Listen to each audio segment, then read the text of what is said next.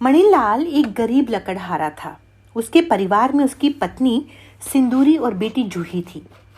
मणिलाल दूर जंगल में लकड़ी काटने जाता और उन्हें बेचकर अपना जीवन यापन करता रहता था। उसकी आमदनी इतनी नहीं थी कि वो अपने परिवार को सारी सुख सुविधाएं दे सके। वो लकड़ी काटने के साथ साथ उन लकड़ियों के कुछ खिलौने भी बनाता था। यदा कदा कोई उसके उन खिलौनों को खरीदता। आप इतनी मेहनत करते हो, फिर भी आमदनी ना के बराबर ही है। अगले महीने मेरी बहन की शादी है। अब समझ नहीं आ रहा उसके लिए क्या लूं, और कुछ हमारे भी कई खर्चे हैं। मैं क्या करूं सिंदूरी, लोगों ने जब से गैस स्टोव जलाने शुरू कर दिए हैं, लकड़ी कोई खरीदता ही नहीं। मैं सोच रहा हूं कि कोई और काम धंधा ढूंढ लूं, पर फिर सोचता हूं मेरे तो पुरखों तक ने यही काम किया है। मैं अब क्या काम करूं? काम तो हमें कोई और देखना ही पड़ेगा जी। अभी तो जूही छोटी है, 2-3 साल बाद इसको स्कूल में भी डालना होगा। तब क्या करेंगे? चलो, अभी तो मैं जंगल से लकड़ियां काटने जा रहा हूं, सोच लूंगा वहां पर काम करते करते। मणिलाल अपनी कुल्हाड़ी उठाकर जंगल की तरफ निकल जाता है। सिंदूरी अपने घर के कामकाज करके जमा किए हुए कुछ पैसे गिनने बैठ जाती है।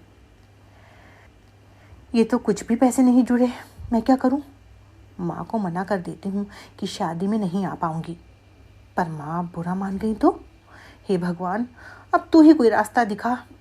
अब वहां पर जाकर मैं क्या बताऊंगी कि मेरे पास इतने भी पैसे नहीं हैं कि मैं अच्छे कपड़े खरीद सकूं। तभी पड़ोस की एक भाभी उसके पास आती है। अरे सिंदूरी, मनीलाल भैया घर पर हैं क्या? नहीं, तुम लेट हो गई। वो अभी थोड़ी देर पहले ही जंगल की तरफ निकले हैं। कुछ काम है तो मुझे बता दो। अरे तुम्हें याद है, मैंने भैया से पिछले साल एक लकड़ी का घोड़ा बनवाया था। मेरे भाई का बेटा बड़ी जिद कर रहा है वैसा ही घोड़ा लेने की। पूरी मार्केट घूम कर आ गई हूँ, पर वैसा घोड़ा नहीं मिला। सोचा भैया से एक और बनवा लूं। इसमें सोचने वाली क्या बात है, शाम को वो आ जाएंगे। मैं उनको बता दूंगी जैसा तुम्हें घोड़ा चाहिए बता देना, वो बना देंगे। हाँ हाँ, ये भी ठीक रहेगा। चलो ठीक है, मैं शाम को एक बार और आ जाती हूँ। आपका घर है भाभी, कभी भी आओ। ऐसा बोलकर भाभी वहां से चली जाती हैं। सिंदूरी जूही को गोद में लेकर खिलाने लगती है। चलो, एक खिलौना ही बिकेगा तो कुछ पैसे आ जाएंगे। शाम को उनके आते ही उन्हें ये बात बता दूंगी।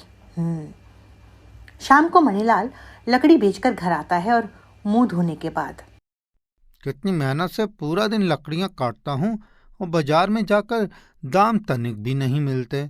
दिल बिल्कुल खट्टा हो जाता है, कोई मेहनत नहीं देखता। फिक्र क्यों करते हो, सब ठीक हो जाएगा। हाँ सुनो, याद आया, वो पास वाली भाभी को अपने भाई के बेटे के लिए घोड़ा बनवाना है। वह तो मैं बना दूंगा, पर पड़ोस का मामला है, पैसे इतने नहीं मिलते। पर मैंने तो भाभी से बोल दिया कि आप बना दोगे। चल, तूने बोल दिया है तो फिर मैं बना ही दूंगा। कितना बड़ा बनाना है? अरे भाभी, अभी मैं आप ही की बात कर रही थी। ये आ गए हैं, बता दो आपको कितना बड़ा घोड़ा चाहिए। कैसे हो मणिलाल भैया? मैं ठीक हूँ भाभी, आप सुनाओ। सिंदूरी बता रही थी कि आपको एक लकड़ी का घोड़ा चाहिए। कितना बड़ा बना दूं? 6 साल का बच्चा है, उसी हिसाब से बना लेना कि उसके पैर घोड़े को चला भी सके। ठीक है भाभी, बना दूंगा। कब चाहिए? परसों मेरा भाई आने वाला है, तो उसी हिसाब से बना लेना। और ये 100 रुपये एडवांस देकर जा रही हूँ। ये घोड़ा छोटा था, उसके आपने 300 लिए थे। इसका बता दो कितना लोगे। आप मुझे 500 रुपये दे देना। चलो ठीक है भैया, अब मैं चलती हूँ। और ऐसा बोलकर वो वहां से चली जाती है। आपने 500 क्यों बोले? कम से कम 600 से 700 मांगते। अगर इतने मांगता तो वो घोड़ा नहीं बनवाती। पड़ोस का मामला है थोड़ा कम ज्यादा करना ही पड़ता है। कोई बात नहीं, मैं साथ ही जूही के लिए भी घोड़ा बना दूंगा। बाबा, हाथी चाहिए। हा हा हा हा। देखो तो सिंदूरी, हमारी जूही को तो हाथी चाहिए। ठीक है, तो जूही के बाबा उसके लिए हाथी बनाएंगे। अगले दिन सुबह सुबह मणिलाल जंगल से घोड़े और हाथी के लिए लकड़ी लेने जाता है। वो दो बड़ी बड़ी लकड़ियां लेकर घर आता है और उन पर काम करना शुरू कर देता है। जूही घर के बाहर अपने बाबा के बने हुए कुछ छोटे लकड़ी के खिलौनों से खेल रही होती है। तभी वहां से कुछ लड़के लड़कियां गुजरते हैं। देखो तो, वो छोटी बच्ची कितने प्यारे खिलौने से खेल रही है। बिल्कुल यूनिक है। चलो पास जाकर देखते हैं, लग तो बहुत प्यारे रहे हैं। ये बात तो है, गांव में छोटी छोटी जगहों पर आर्ट देखने को मिलता है। वो सब जूही के पास पहुंच जाते हैं और खिलौने उठाकर देखने लगते हैं और फोटो खींच लेते हैं। तभी अंदर से सिंदूरी आवाज सुनकर बाहर आ जाती है। हाँ जी, अब आप लोग कौन हैं और क्या काम है? कुछ नहीं, हम खिलौने देख रहे थे। बिल्कुल अलग तरह के खिलौने हैं। ये आपने कहाँ से खरीदे? खरीदे वरीदे नहीं हैं, इसके पापा ये खिलौने बनाते हैं। क्या क्या आप हमें और खिलौने दिखा सकती हैं? नहीं नहीं, उनका काम खिलौने बनाने का नहीं है। वो तो बस अपनी बेटी के लिए या कोई बोल देता है तो उन्हीं के लिए ही खिलौने बनाते हैं। आवाज सुनकर मणिलाल भी बाहर आ जाता है। क्या हुआ सिंदूरी?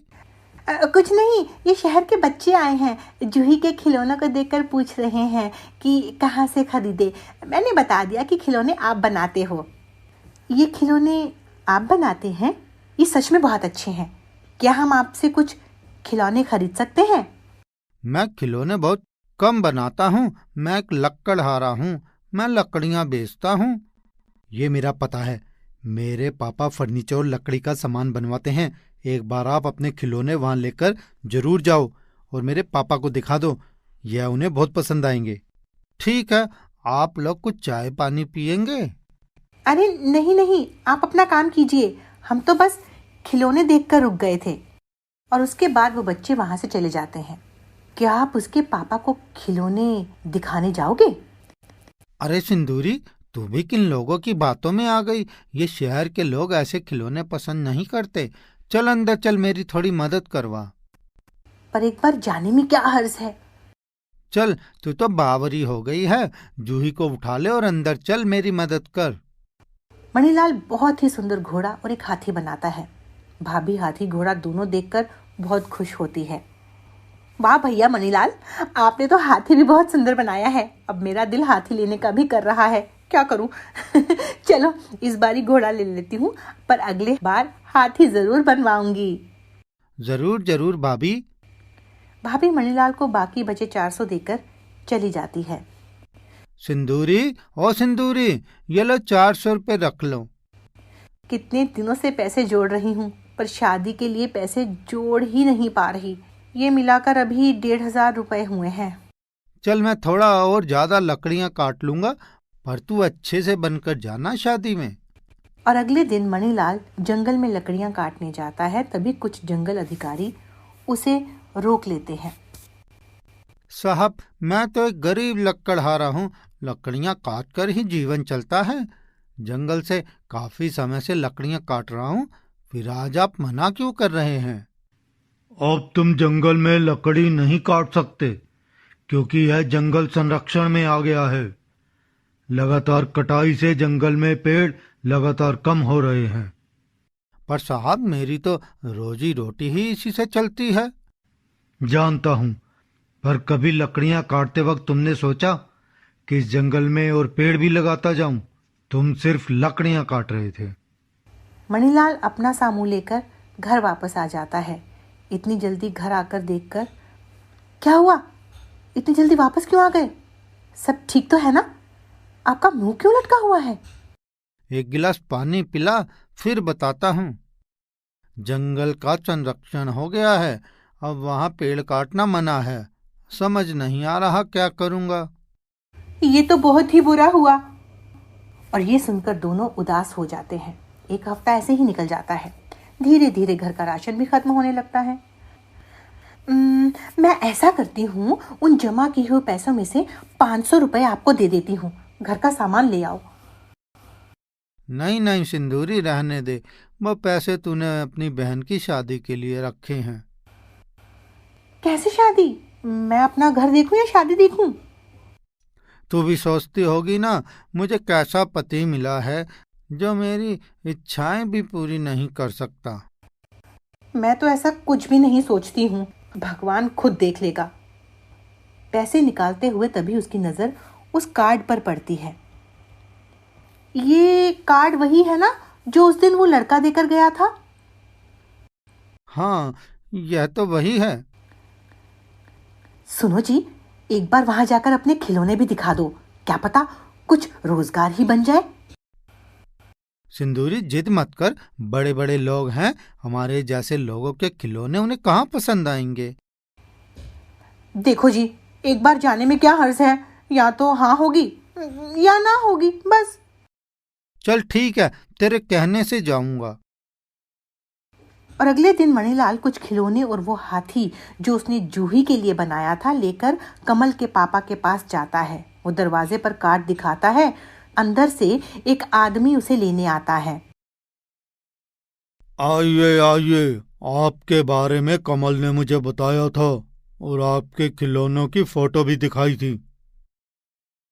साहब, मैं एक लकड़हारा हूँ। आजकल जंगल से लकड़ियाँ काटना बंद हो गया है, इसलिए अपने खिलौने लेकर आपको दिखाने आया हूँ। हाँ जी, हाँ जी, हाँ, दिखाइए आप अपने खिलौने। और इतने यूनिक खिलौने देखने के बाद कमल के पापा मणिलाल को खिलौने बनाने का ऑर्डर देते हैं, जिसके लिए लकड़ियां वो खुद देंगे। और उस काम के लिए मणिलाल को 20,000 रुपए एडवांस भी देते हैं। इतने पैसे मणिलाल देखकर हैरान हो जाता है और अपने गमछे में उन्हें बांधकर खुशी खुशी घर जाता है। जूही की माँ, और जूही की माँ कहाँ गई? जल्दी इधर आ, तुझे कुछ दिखाना चाहता हूँ। क्या हुआ? आपने तो पूरा घर ही सर पर उठा लिया है। अरे तू घर की बात कर रही है, मैं तो पूरा गांव सर पर उठा लूं। देख तो सिंदूरी क्या है। और वो गमछा सिंदूरी के हाथ पर रख देता है। सिंदूरी गमछे को खोलती है और उसमें पैसे देखकर खुशी से रो पड़ती है। इतने पैसे कहाँ से आए? वहीं से जहां तूने मुझे भेजा था। अरे वो बहुत बड़े सेठ हैं, बहुत बड़ा कारोबार है उनका, देश में ही नहीं विदेश में भी। और पता है, उन्हें मेरे खिलौने बहुत अच्छे लगे और उन्होंने मुझे खिलौने बनाने का ऑर्डर दिया है। और ये देख, 20,000 रुपये एडवांस। भगवान, तूने मेरी सुन ली। हाँ सिंदूरी, तेरे विश्वास के कारण ही मेरा नसीब बदल पाया है। अब तू आराम से अपनी बहन की शादी में जा। सेठ ने बोला है वो मुझे हर महीने बहुत सारा काम देगा। ये सुनकर मुझे बहुत खुशी हो रही है। अब हम अच्छे से सुकून से अपनी बेटी को भी पढ़ा सकेंगे। हाँ सिंदूरी, मैं बहुत मेहनत करूंगा। तुम दोनों के लिए मुझे बहुत कुछ करना है अभी। और फिर मणिलाल खिलौने बनाने का काम शुरू कर देता है। कमल के पापा को उसका काम बहुत पसंद आता है और वो उसे नए नए ऑर्डर देता रहता है। इस तरह एक गरीब लकड़हारे की किस्मत बदल जाती है। मणिलाल अपनी फैमिली के साथ बड़ा खुश रहता है।